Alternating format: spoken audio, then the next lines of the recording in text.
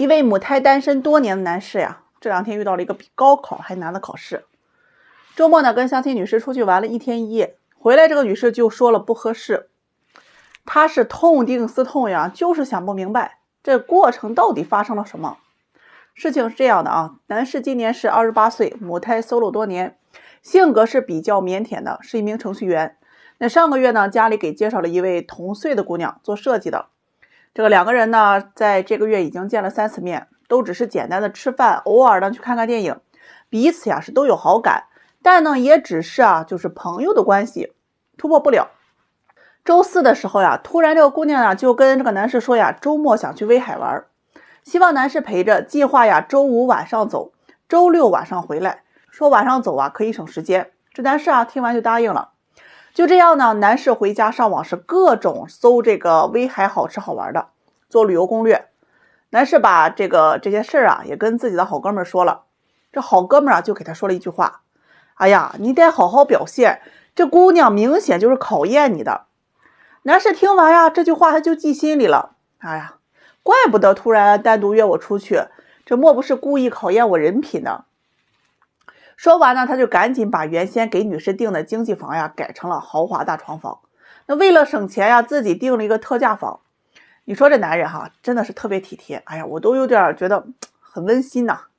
这周5就到了嘛，这男士就去接姑娘去威海，路程呢大约是2个多小时。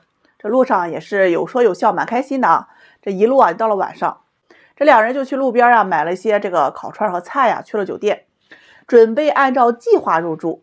谁知道女士说自己忘带身份证了，就没法去开房间，不行的话就要一个套房，用男士身份证入住，就是那种一个大屋里面2个卧室那种。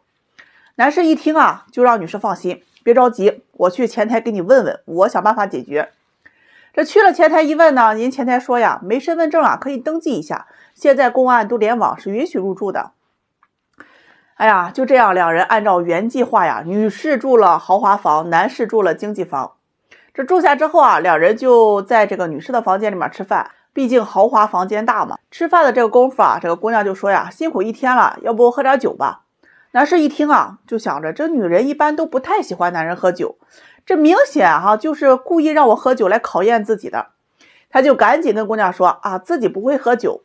那就这样呢，2人呢就简单吃了些，聊了一会儿，男士就回房间睡觉了。这个生怕这个印象不好，就也没敢多说几句话。这第2天早晨8点左右他就去这个女士的这个门口喊她吃饭。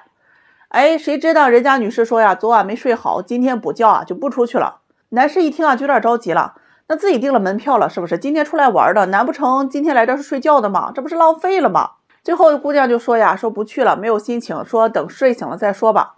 谁知姑娘一觉睡到了3点钟，醒了呢，2人呢就简单吃了点饭呢，就赶紧往回赶了。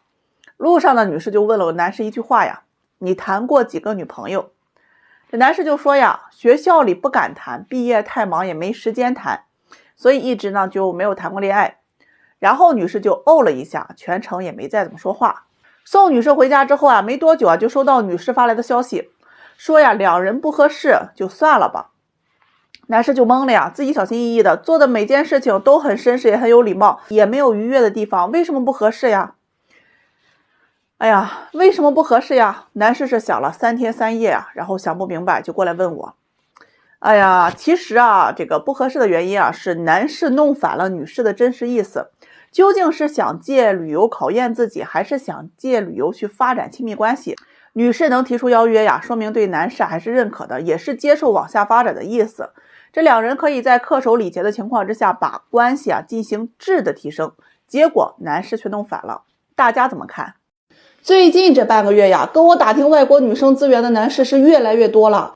我也经常在评论区里群里看到了好多男士在讨论去这个国外找对象的方法，里面呢还有很多条件不错的男士。就有一个新闻采访呢，说一位这个俄罗斯的女研究生嫁到了中国山村里，和老公一起是种田耕地，每天呢都觉得是一种幸福。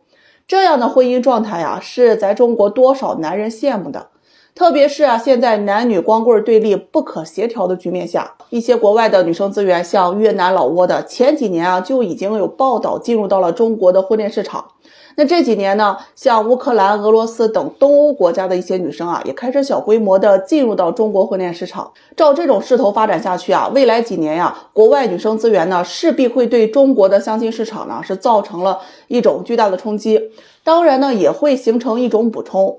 咱们国家为了人口的发展，2胎3胎的政策啊都在变，现在成了全国催婚催生。但很多的女方家庭啊，是依然对彩礼的要价呀是只高不低。相亲的姑娘呢，也在幻想着通过婚姻呢当做跳板，或者是被毒鸡汤洗脑呀，欧巴的偶像剧啊看多了，没有自我认知，择偶要求呢又太高，所以现在啊，女光棍的数量呢也是越来越多。而这些剩下的女光棍呢，大概率啊是绝对看不上那些剩下的男光棍的。最后男人们没办法，只能是另辟蹊径啊，去选择国外女生资源。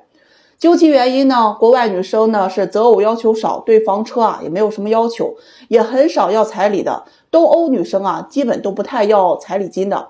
这个东南亚呀，像越南等国家的这些女生呢，虽然要求彩礼，但是基本上都是在1到3万左右。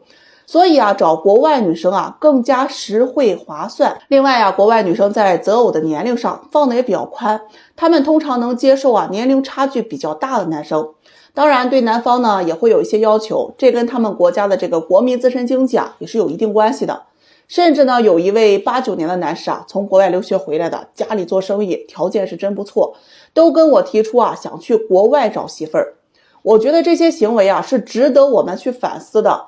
中国男人开始对国外的女生资源感兴趣，这会造成什么样的影响和后果？姑娘们可以思考一下，尤其是大龄的女士，有一些危机意识呀，并不是坏事。今天上午我们班相亲会了，发生了一件特别狗血，结局呢又极其舒服的事情。有一位92年的男士啊，是一名工程师，这个长相气质都不错，在表白环节啊，就对一位长相漂亮的92年的姑娘表白。那他们俩的外形其实给外人看来属于很登对的那种，就是郎才女貌嘛。他跟这个姑娘表白说呀，自己看到她的第一眼就觉得如沐春风一般舒服，那希望呢给个机会啊认识一下。但这个姑娘呢却说啊，这个男士挺好的，谢谢你对我表白，但是呢我现在还需要啊再考虑一下。男士听完呢就脸色有点尴尬嘛，然后退到了后面。就在这个时候，有一位女生啊举手示意说呀，自己想表白这个男士。这个女生呢是97年的啊，一名美术老师。她说自己啊留意这个男士啊好久了，男士的行为动作啊说话方式都很绅士。这刚才呢一起做游戏的时候，男士就会很照顾她的感受，自己在心里啊就喜欢上这个男士了。这刚才听男士啊表白这位92年的女士啊，自己心里啊还是有一些担心的，怕女士同意，也怕男士呢不喜欢自己。但听到92年的姑娘啊说再考虑看看，她呢就不想放弃了。她对男士说啊，如果你喜欢的姑娘不接受你，你可以接受我吗？我很温柔，可盐可甜，也会对你很好。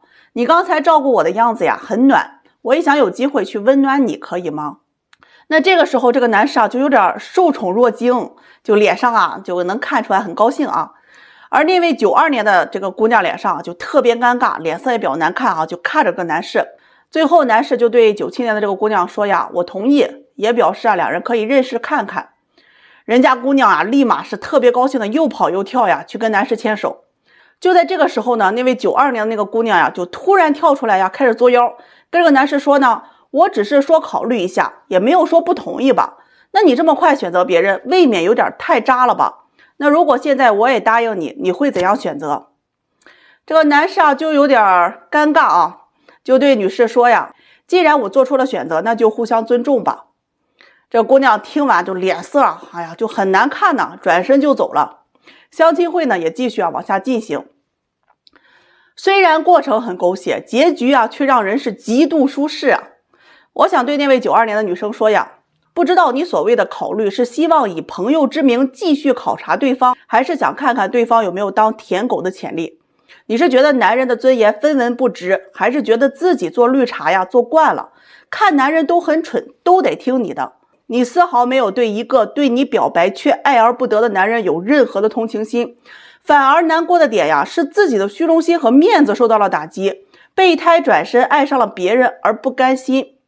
人呐不能太自私了，你给点小恩小惠当做施舍，别人就得摇尾感谢。当被别人彻底拒绝的时候，又说别人是渣，那就有点太不地道了吧。